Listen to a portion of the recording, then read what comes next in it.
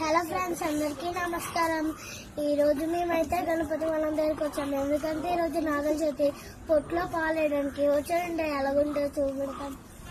నాగుల చవితి నాడు అందరూ వెళ్లి పుట్టలో పాలు పోసి మాకన్నం పెడుతున్నవాడు రైతు. ఆ రైతు ఎక్కడుంటాడో అక్కడ నువ్వు ఉంటావు. ఆ అన్నదాత రక్షింపబడాలి. అన్నదాతతో ప్రధానమైన అనుబంధం కలిగిన పండగ. వెళ్లి పుట్టలో పాలు పోసి ఆ చిమ్మిడి వేసి చలివిడి వేసి నమస్కారం చేసి ఒక మాట చెప్తారు. దానికేం పెద్ద పెద్ద మంత్రాలు చెప్పలేదు. అందుకే పడగ తొక్కితే పగవాడు కోకు నడుంటూ